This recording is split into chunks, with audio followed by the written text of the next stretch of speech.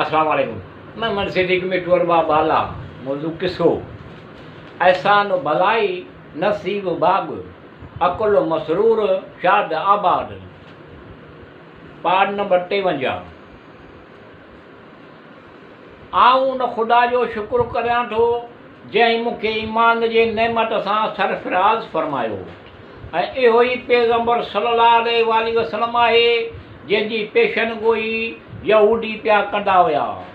इहो ॿुधी उहे सभई कबीले वारा मुस्लमान थी विया। इस्लाम ओस ख़ज़रज ॿिन्ही कबीलनि में शाया ऐं राइज थियो। ॿिन्ही कबीलनि जा सरदार ऐं बुज़ुर्ग मुस्लमान थी विया, छो त उन्हनि सभिनी हज़रत सल्लल्लाहु अलैहि वसल्लम जिन जा औसाफ़ यहूदनि खां ॿुधंदा हुआ। मुसैब उन सभई हालात जी इतला हज़रत सल्लल्लाहु अलैहि वसल्लम जिन खे ॾिनी। हज़रत सल्लल्लाहु अलैहि वसल्लम उन्हनि माण्हुनि खे जेके मुस्लमान थिया हुआ इजाज़त ॾिनी त कंहिंखे ईज़ा तकलीफ़ आज़ार पहुचाइनि था उहे मदीने हलिया वञनि। पोइ त हिकु हिकु थींदो मुस्लमान मदीने ईंदा रहिया ऐं जेको शख़्स मदीने ईंदा हुआ उनखे औस ऐं ख़ज़रज जा माण्हू संदनि घर में वठी वेंदा हुआ ऐं उनजे ख़ातिर मदारत में घटि थियणु कोन ॾींदा हुआ। बैद रिवायत कई आहे त नबूअत जे 11 साल शुएब बि तालिब खां ॿाहिरि आया। उन खां पोइ कबीलो ख़ज़रज जे 6 माण्हुनि हज़रत सल्लल्लाहु अलैहि वसल्लम सां मुलाक़ात कई। उहे 6 माण्हू 6 अशख़ाज़ सैद बिन ज़रारा, औन बिन हर्स, राफ़ी बिन मालिक, कुतबा बिन आमिर, कुतबा बिन आमिर, जाबिर बिन अब्दुल्लाह। हिकु रिवायत मुताबिक़ 73 मर्द औरतूं हुआ जॾहिं हज़रत सल्लल्लाहु अलैहि वसल्लम जिन उन्हनि खे इस्लाम जी दावत ॾिनी ऐं उन्हनि सां बिश्त जो वाइदो कयो। असद बिन ज़रा, बराए बिन महरूर ऐं अब्दुल्ला बिन खराम जिन चयो रसूलुल्लाह सल्लल्लाहु अलैहि वसल्लम तव्हां असांखां पंहिंजे ऐं पंहिंजे ख़ुदा जे लाइ जेको बि अहद पैमा चाहियो था उहो अहद वठो। हज़रत सल्लल्लाहु अलैहि वसल्लम जिन फरमायो तव्हां खां इहो इक़रार वठां थो त मुंहिंजी हिफ़ाज़त कंदा अहिड़ी तरह कंदा जहिड़ी तरह पंहिंजी जाननि जी हिफ़ाज़त करियो था ऐं मुंहिंजे अहल बैत जी हिफ़ाज़त अहिड़ी तरह कंदा जहिड़ी तरह पंहिंजे अहल बैत ऐं औलाद जी करियो था। उन्हनि चयो हा असीं ईअं ई कंदासीं त असांजे लाइ कहिड़ो अजुर हूंदो।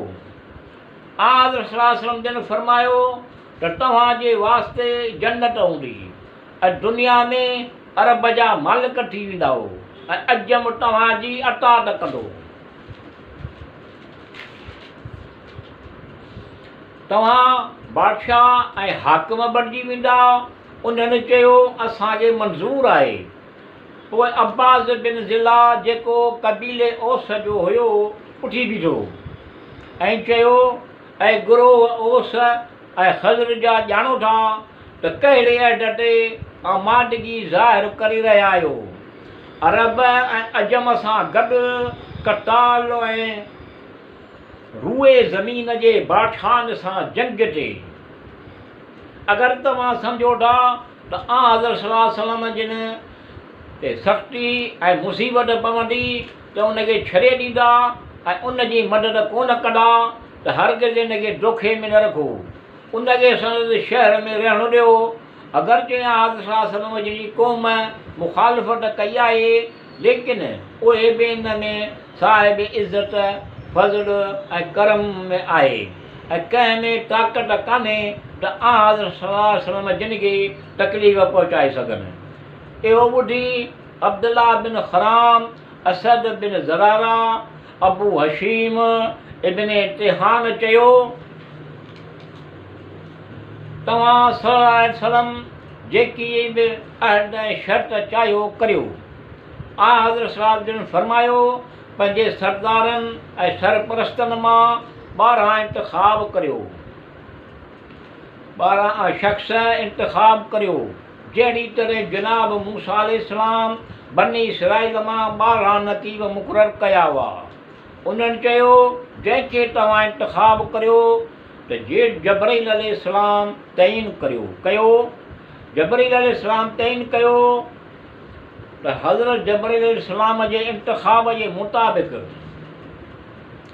हज़रत मां 9 अशख़ास असद इब्न ज़रारा, बराए बिन महमूर, अब्दुल्ला बिन खराम, फिज़र जाबिर रज़ी अल्लाह तआला अन्हु, राफ़ी बिन मालिक, सैद बिन अबादा, मंदर बिन उमरो, अब्दुल्ला बिन रवा, सैद बिन रबी ऐं इबाद बिन सामित जो इंतख़ाब फरमायो।